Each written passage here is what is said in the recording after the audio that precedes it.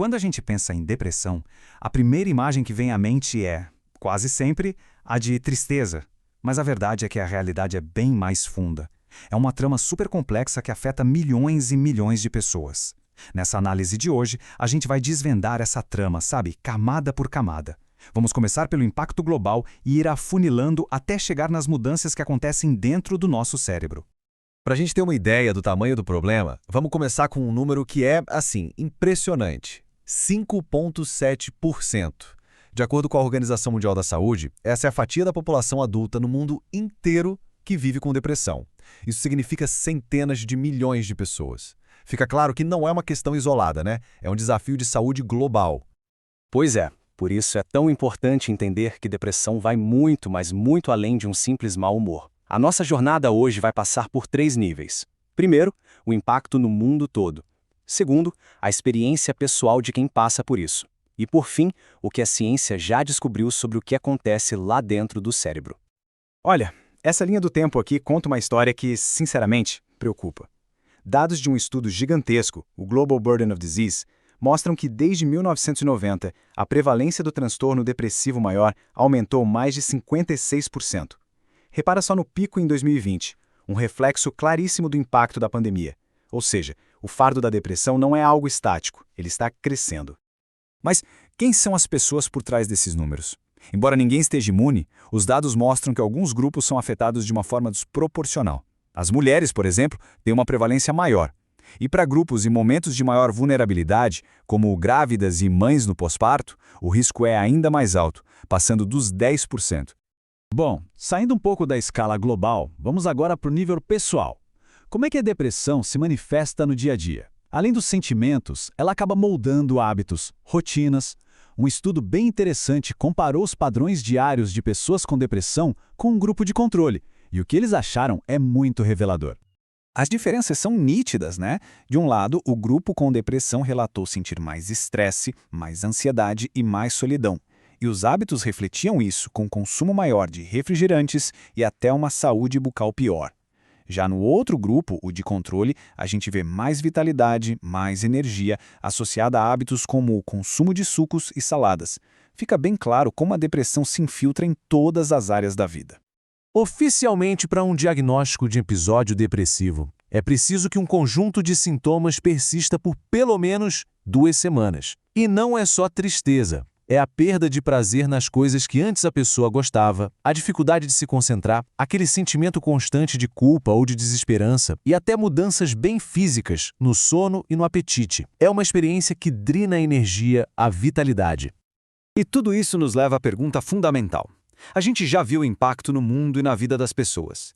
Mas afinal, o que está acontecendo lá dentro do cérebro para causar tudo isso? Chegou a hora de mergulhar na neurobiologia da depressão. E olha, enquanto a gente se prepara para explorar essa complexidade toda do cérebro, fica uma sugestão. Para quem tem interesse em entender mais a fundo a mente e o comportamento humano, uma fonte excelente é o canal NPD, Neurociências e Psicologia no Divã. Fica aí a dica para quem quer continuar essa jornada. Ok, vamos lá. Vamos abrir a caixa preta. Nessa sessão, a gente vai investigar o que a neurociência já descobriu sobre o cérebro deprimido, olhando para 3 pontos principais: as mudanças na estrutura física dele, no jeito como ele funciona e na sua química interna. Graças à tecnologia de neuroimagem, hoje a gente sabe que a depressão deixa marcas físicas mesmo, no cérebro. Essa tabela aqui mostra as alterações mais consistentes. O hipocampo, que é essencial para a memória e para o controle do estresse, ele encolhe. O córtex pré-frontal, que é tipo o CEO das nossas emoções, perde espessura. Isso quer dizer que a dificuldade de memória e o descontrole emocional que muita gente sente tem uma base biológica real, que a gente consegue medir. Mas não é só a estrutura que muda, sabe? A forma como o cérebro funciona também é alterada. Pensa nisso como se fosse um filtro. Em pessoas com depressão, o cérebro desenvolve o que a gente chama de viés de processamento emocional. Ele passa a dar muito mais atenção e peso para informações negativas e, ao mesmo tempo, meio que ignora ou diminui a importância das positivas. E o epicentro desse viés é a amígdala, que é como se fosse o nosso alarme emocional. Num cérebro com depressão, esse alarme fica hiperreativo a qualquer estímulo negativo. Um rosto triste, uma notícia ruim, tudo é amplificado. É como se o cérebro estivesse programado para encontrar perigo e tristeza em todo lugar, o que torna esses sentimentos muito difíceis de ignorar. E o outro lado da moeda é igualmente cruel. A mesma amígdala que reage demais ao que é negativo, reage de menos ao que é positivo. Diante de um rosto feliz, a resposta é fraca. A teoria é que o córtex pré-frontal, a parte mais racional do cérebro, está trabalhando tanto para tentar frear as emoções que acaba abafando também a capacidade de sentir alegria.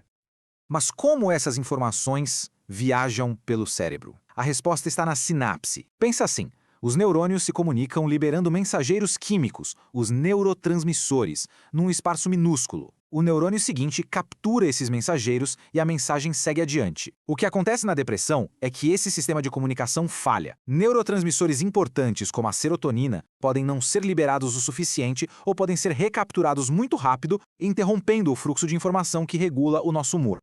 Olha, tudo isso pode parecer um pouco sombrio, mas é aqui que entra um conceito que é incrivelmente esperançoso: a neuroplasticidade. É a habilidade fundamental do cérebro de se adaptar, de criar novas conexões e de se reorganizar a partir de experiências. O nosso cérebro não é uma estrutura fixa, imutável. E essa citação resume uma mudança de paradigma no nosso entendimento.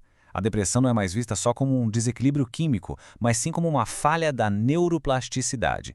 Aquelas mudanças físicas que a gente viu antes, como a atrofia do hipocampo, seriam a consequência de um cérebro que perdeu parte da sua capacidade de se adaptar e se regenerar. E aqui está a grande virada.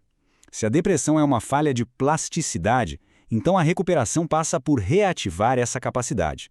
É por isso que os tratamentos que funcionam, de terapia e medicação a exercícios e meditação, dão resultado. Eles não estão só tratando os sintomas, eles estão promovendo ativamente a neuroplasticidade, ajudando o cérebro a construir novos caminhos e a se fortalecer.